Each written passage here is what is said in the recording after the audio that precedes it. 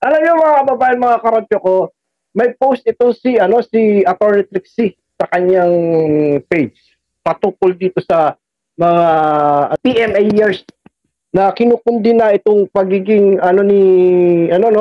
pagiging disrespectful ni Idol Rapi Tulfo. Grabe ha. Naging trending kasi ito. Actually, itong issue about dun sa isang sundalo na na ano na napas lang. Hindi napas lang. Ano pala, dahil sa pakikipaglaban, siya ay nadali doon sa panahon ng sa Marawi pa 'yon, no? Na hinamak-hamak ni Senator Tulfo. Naalala niyo ba 'yon? Napanood niyo ba sa programa niya?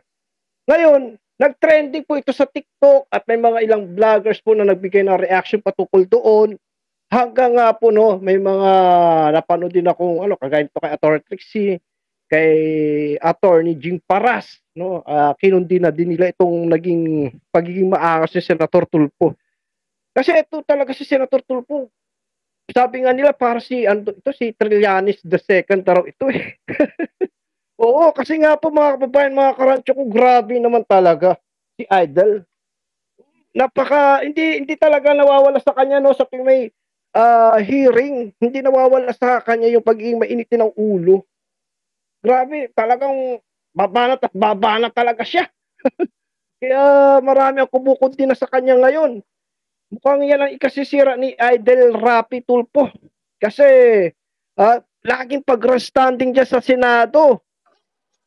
At marami na rin siya mga binabanggang kapwa senador. Wala nga po pinagkaiba kay Trollanes. Kahit nga sariling kapatid niya ay pinupuna siya. Sabi nga mukhang Trillanes the second, mukhang siya raw ang nagmana sa trono ni Trillanes dyan sa Senado. Shoutout sa mga viewers natin Pag-usapan muna natin itong post ni Attorney Trixie. Ang haba nito. Basahin ko. Ito sa post ni Attorney Trixie. Title, A Call for Respect and Honor Condemning Rafi Tulfo's Unacceptable Treatment of Citizens and the Men in Uniform. Yan, oo. No, kasi sa programa niya kasi mga kababayan, mga karancho, talagang grabe ito si Senator Tulfo. Pero ang malupit, ang malupit mga kababayan, dinadala niya yung programa niya sa Senado. Nagiging pati yung init ang ulo niya sa kanyang programa ni-apply niya sa kanyang diyan sa Senado pagka merong hearing. Ang dami na siyang nabiktima. Ito nga lang po kamakailan lamang, no? Ito si Secretary, pangalan nito, Herbosa ba 'yon? 'Di ba?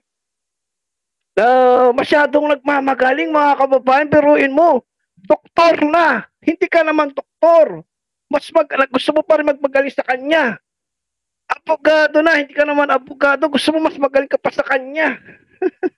Alam mo, sa totoo lang, idol na idol ko talaga to eh. Noon.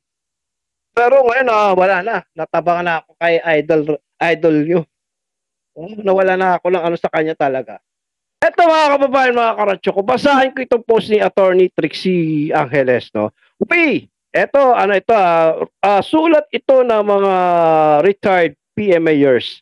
We, a coalition of concerned citizens, strongly condemn the disrespectful and dehumanizing action carried out by Rapi Tulfo against both military personnel and civilians. Alam nyo kasi, yun nga, no, yung isang sundalo na hinamak-hamak niya noon, matagal na yun, hindi pa sa senador. Kung naalala nyo, may isang babae na nagreklamo o girlfriend yata ng sundalo. Tapos ito si sundalo, umatras sa kanilang kasal. Ngayon, tinawagan ni Idol Rapi. Ang masaklap dun mga kababayan, mga karancho ko, hinamak-hamak yung sundalo. Yung time na yun, nandoon sa Marawi. Sila yung nandoon, asay siya doon at nakikipaglaban nga siya sa mga sa mga teroristang mga Makoti ba? Yung di ba? Nung nagkaroon ng Marawi Siege. Ngayon mga kababayan, mga karancho ko, hinamak-hamak yun ni Idol Rapi. Siguro mga 3 years, 4 years ago na yata yun, kung hindi ako nagkakamali. Hindi pa siya senador nun eh. Nag-trending ngayon, ito lamang, nag-trending ngayon itong kwan. Kasi marami po talagang mga vlogger na malilikot ang kamay nang hahalungkat. Nang hahalungkat. Ayun, nakita nila hanggang ito, Senator Jim Paras din, ay nagbigay din sila ng reaction patungkol dyan sa ano na yan, sa panghahamak ni Senator Idol Tulfo nyo. Idol Tulfo nyo eh, no? Dati kasi idol ko yun. Eh ngayon, ibibigay ko na sa inyo. Ayoko na mag-idol siya. Kasi ako eh. Hindi naman kasi ganyan dating idol ko. Hindi naman siya yung dati kong idol si Rafi Tulfo. Idol ng bayan. Ibang-iba na siya ngayon, guys. Talagang wala na. Marami tuloy na iinis sa kanya. Wildcat! Shoutout. Yes, dapat ko yun si Idol Tulfo noon. Kung ako ang hamakin ni Tulping, ay baka kinurot ko na kanyang betlog. Baka kinurot ko na siya sa bayhag. Oh, Wildcat. Anyway, sige, tuloy natin to ha. So, eto nga, no, post ni Atty. Trixie Angeles. Dehumanizing actions carried out by Rafi Tulfo against both military personnel and civilians, whether through his radio broadcast or in the context of Senate hearing of particular concern, is an incident from 2020, which deserved public awareness the unjust treatment of PFC Raymond Canlog. Ito yun, ito si PFC Raymond Canlog. Way back 2020 po ito mga kababayan. So 4 years ago na nga yata, kung di ako nagkakamali. Yan. A dedicated soldier who has bravely served our nation. Kasi tinawag niya po itong duwag mga kababayan, mga karancho ko. Pero tingnan nyo nangyari. Siya po ay nabuwis ang kanyang buhay doon sa sa pagtatanggol, no, sa Marawi. So, hindi maganda talaga ang ginagawa ito ni Idol Rapi. Sana naman, no, posposan niya yung pagiging ano niya. At humingi pa ng tawad yan. na, ha? Naalala ko pa, may isa siyang naging ano rin na yung isang na para bang minumolestya ang kanyang ina, no? Anak, minumolestya ano niya, nagsumpo yung ina sa kay Idol. Alam niyo, nagbanta na magpapa ano raw siya eh, magbibigti daw siya. So marami na po ano diyan, kaya marami din ang hindi talaga natutuwa diyan sa programa ni Idol nyo, no, ni Idol Tulfo. Kasi bukod sa yung mag-asawa na nalalantad ang mga sikreto, napapaya, kung ano-ano mga issue na ano. At sa bagay, pili lang naman kasi talaga yung hinahawakan nilang kaso dyan. Yung alam nila magte-trending eh. So ito, mga kapatid, tuloy ko ha. Oh, ito po si PFC Raymond Canlog, a dedicated soldier who has bravely served our nation. It is disheartening to witness Mr. Tulfo exhibit a clear lack of regards for the sacrifices and unwavering dedication demonstrated by members of our armed forces. The incident involving PFC Canlog serves as a stark example of Mr. Tulfo's insensitivity and disregard for the duties and responsibilities of a soldier. It is unacceptable soldier for personal gain and media attention, especially when the soldier has valid reasons for excusing themselves from participation while on an important mission. Ito po kasi yung umatras doon kasi ito sa kasal, ito si PFC, PFC Canlog. No, ngayon naghahabol yung babae na pinakakaya kasal, pero mas naklap dito mga kababayan talaga. O, yung ginawa talaga ni Sir Rafi, hinamak-hamak niya. No? Tinawag niya pang duwag. Napanood ko yan. PFC Canlog of the 57th IB, PA, whom Tulfo insulted and called duwag, yan, would later be killed in action in Barangay Penditen, Dato Salibu, Maguindanao on July 29, 2020. Sa Maguindanao pala ito mga kababayan, sorry. Wrong in hindi pala sa Marawi, sa Maguindanao pala.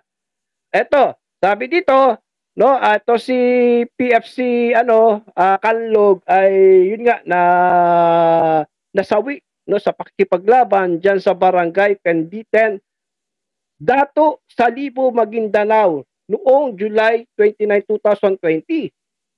Like any good soldier, he willingly offered his life so that our freedom, including Tulfos, is preserved and protected. Mr. Tulfos has the judgment and disrespectful labeling of PFC Kanlug as duwag reveal a concerning lack of appreciation for the challenges faced by our military personnel. His actions not only disrespect the courage and dedication of our soldiers, but also perpetuate a harmful narrative that undermines the profound sacrifices made by those who serve our country. By assuming the roles of investigator and judge without regard for the dignity of a soldier engaged in active duty, Mr. Turpo has shown disregard for principles of fairness and respect. Yun ang dapat talaga naman kay Senator Tulfo. Dapat, no, respeto, no, at maging patas din naman siya, hindi yung husgahan niya agad. Sa totoo lang, pag nanonood ako kay Sir Rafi, pagdating sa mga pulis, sundalo, no, ano yan, napaka-bias niya. Doon agad siya kumakampi sa unang nagsusumpo. Sana naman maging fair siya. Although hindi naman lahat, mga kababayan, hindi naman lahat ganun ang trato niya. Pero sana naman, no, paminsan-minsan, Senator Tulfo, alisin mo yung pagiging mainit ng ulo mo. Masyado ng, ano yung dating mo sa diyan sa programa mo, tapos diyan sa Senado, yung mga resource person na in-invite nyo. Kahit nga yun, si Secretary Galvez, sino pa, si Secretary Herbosa, ang dami ng mga biktima. Ito si Senator Tulfo dyan sa Senado, simula na siya ay naging senador. Every time na ano na may patawag na Senate hearing,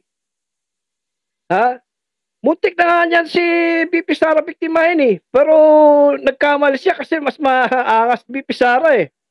Di ba? Oh. Si BP Sara di talaga magpapaano sa kanya. Hindi talaga magpapasindak sa kanya. Tingnan nyo. Nung pinatawag niya sa Senado at tinalakay ang tungkol dyan sa PTA na di umano may mga eskwelahan na pag nagmi-meeting, may mga request na yung mga teachers patungkol sa mga electric fan, television, kung ano-ano na hindi naman dapat, no? Alam niyo, kinestyon niya kay BP Sara. Marami daw kasi nagre-reklamo sa kanya mga parents. No, hindi para siya senador, sabi ni BP Sara, Mr. Chair, ngayon ikaw senador na pwede ka nang gumawa ng batas na hindi na pwede yan. So palpal siya doon sa sagot ni BP Sara eh. Alam niyo mga kababayan, mga karancho ko, okay naman si Idol, no? Kasi marami siya natutulungan. Yun nga lamang po, yung mga tinutulungan niya, syempre, pinagkakakitaan niya rin yun kasi binablog niya. Binablog niya, kumikita siya, lalo na sa mga usapang asawang yung kalaguyo. Active na active niya si Idol. Oh, yung mga asawang nagluloko sa ibang bansa, active niya si Idol. Ito, tuloy natin of fairness and respect, his action on his radio program foster an environment of snap judgments devoid of proper examination, detracting from the truth and context of each situation. We stand united in our disapproval of Mr. Tulfo's conduct and call for a return to core principles of respect and honor for our armed forces. We urge Mr. Tulfo to abandon his authoritarian inclinations and embrace his role as a public servant dedicated to fostering understanding and empathy. Let us cherish and honor the bravery and sacrifices of our soldiers by fostering a culture of appreciation and solidarity. Together, let us commit to upholding the values and freedoms depended by our armed forces with the respect and dignity they rightfully deserve. Eto, sign. Ang dami nila mga kababayan, no? Ang dami nila dito nag-sign. Umabot ng 146 soldiers po ito na pinakalas dito si Captain Arlene E. Tatel. May Police Major General pa. Brigadier General, Colonel, Police Colonel. May marami, mga lieutenant, ang dami po mga nag-sign, Ito, di yata kita, paliwanag. Ayan, Ang dami nila nag-sign na kinukundi na nga nila itong attitude ni Senator Tulfo. Sana naman si Senator Tulfo, boss-bossan niya naman yung pagiging ano niya, no? Ba, Senator Tulfo, ikaw ay isang public servant na ngayon. Ngayon yung nagiging ano mo, hindi sa inaano ka, alam naman namin na hindi ka naman makikinig sa amin. Sino ba kami para pangaralan ka? Alam mo naman kasi talaga ang tama at mali, di ba? Kaya lamang, pinapaalala namin sa'yo, kaming taong bayan, binoto ka rin namin. Binoto kita eh.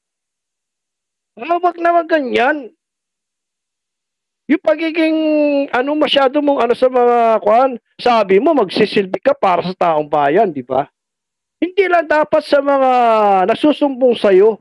Kahit naman sana sa mga men in uniform, sana maging fair ka rin. Although may mga pagkakataon din naman na naging fair ka, pero mostly kasi pagka ano talaga, ang panat siya agad eh, sa pagka sinumbong ang pulis, andun agad yung kampiyan sa kabila, sa nagsusumbong. Hindi niya muna paimbestigahan. Di ba? Ginadjust siya agad. So, di ba mga kababayan, mga karadyo ko, nasusubaybayan kasi natin yung Senate hearing na yan eh. Di ba? Hindi man palagi, kasi ang inaabangan natin dyan, kagaya nung hearing sa tukatuko sa PCSO, nung una, matigas. Abay, nung huli na, lumambot. Lumambot na siya kay kay Mel. Kay GML. Mel Leonario. Lumambot na siya. Kaya tuloy na, napaisip tuloy ang taong bayan eh. Mukhang tama daw ang sinabi ni Maharlika. Pauskir charat mga kababayan, mga karotso ko. No, eto nga, kagaya nitong mga, ano na ito, mga militar na ito, 146 sila, kinukundi na nila mga ginawa ni Turpo, lalo na po sa isang sundalo na nagpush ng kanyang buhay para ipagtanggol ang ating bansa laban sa mga kalaban ng gobyerno.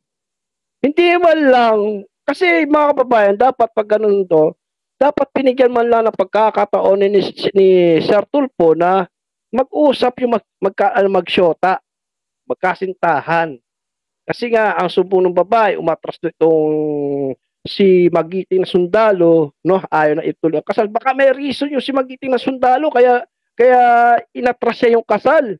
No? Baka para, siguro may nararamdaman na talaga sa sarili niya. No? Ayaw nilang masaktan yung kanyang girlfriend. Ayun nga nangyari. Nasawi nga doon sa labanan. Napanood ko pa nga, tinanong niya pa yung girl kung ano ang reaction doon sa nung mabalita na tigok yung si magiting na sundalo eh. Oo.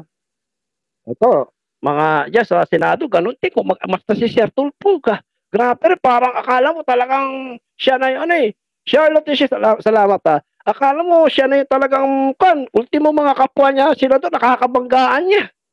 Ha? Wala nga daw po pinagkaiba kay kay Trollanes. Pili shoutout magandang gabi. Wala daw pinagkaiba kay Trollanes itong si mismo si Sergeant Tulfo na po ang nagsabi niyan. Si Idol daw ang nagmana ng trono ni Trollanes.